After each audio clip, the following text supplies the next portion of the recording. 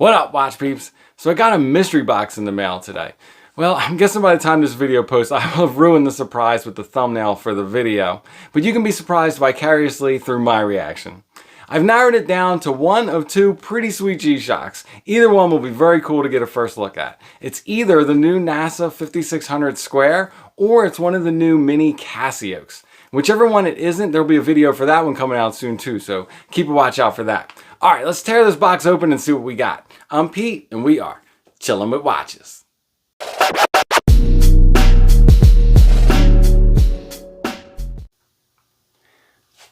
Wrist check.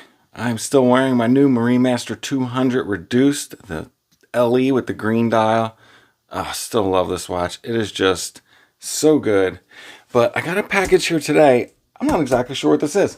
I recently ordered both one of the new mini Casioaks, and I also ordered the new NASA Square from G-Shock, and I never got a shipping notification for either of them, and I'm assuming that this is one of those, but I literally have no idea which one it is going to be, so that should be a fun surprise. I'm hoping it's at least one of them. It is a G-Shock. It's kind of a new looking case there, isn't it? Alright, let's see what we got. I haven't seen this kind of beige case before. It is not the NASA tin. So this must be the mini. This is pretty cool, huh? I wonder if this is just like their Lady G or their women's G-Shock packaging always comes like this. Because this is technically a ladies G-Shock, which I don't care what you want to call it. If I like it, I'm going to wear it. Oh yeah, this is the all white one. Oh, this is cool.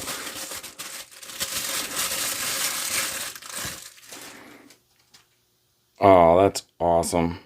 The size on this is amazing. I don't have my another Casio here to compare it to, but here you go next to a Square 5600. You can see it's pretty similarly sized. 43 across. So it's actually thinner in straight across diameter than a G-Shock Square.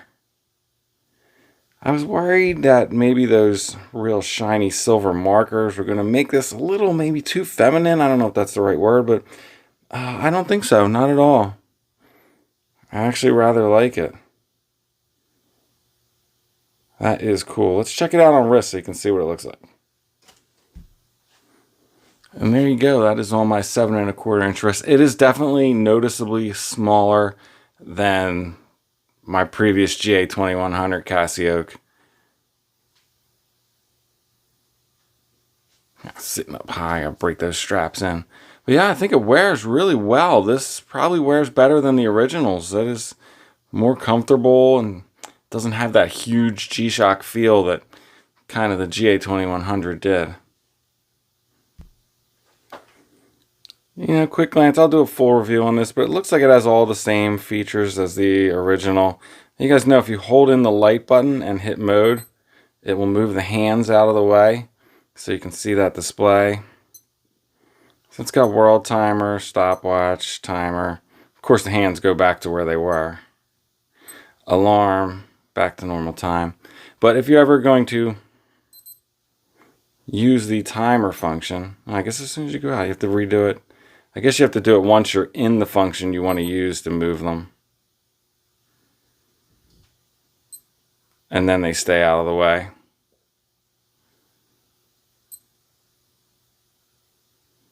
So I wonder if this uses the same module as the original, because all the functionality seems the same.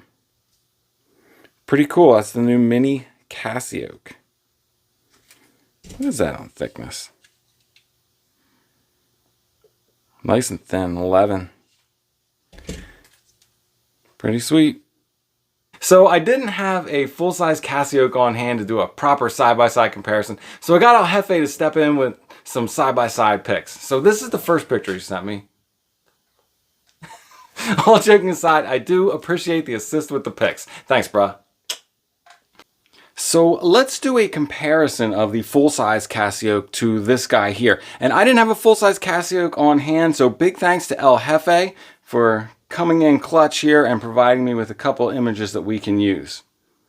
So here you can see the two side by side. The Mini Oak isn't tremendously smaller, but it is noticeably smaller.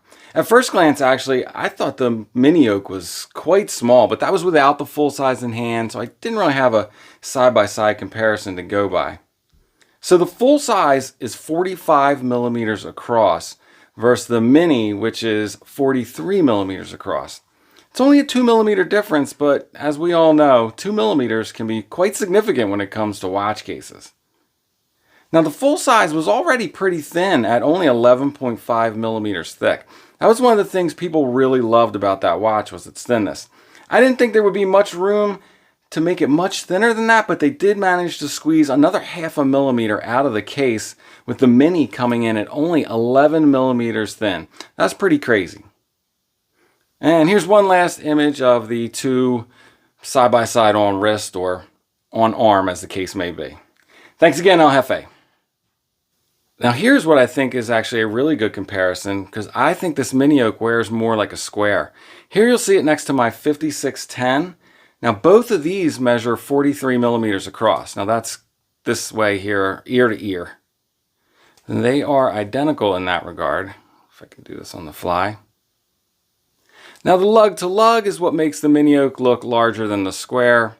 Again, it's round versus rectangle, but if you were to measure in this gap here where the strap begins to where the strap is on the other side, the Mini Oak comes in at only 46 millimeters versus making that same measurement on the square, kind of strap to strap. This one is 46.7. So again, really close.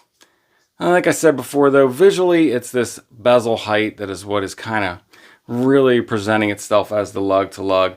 And on the square, that is only 33 millimeters versus 39 on the Casio.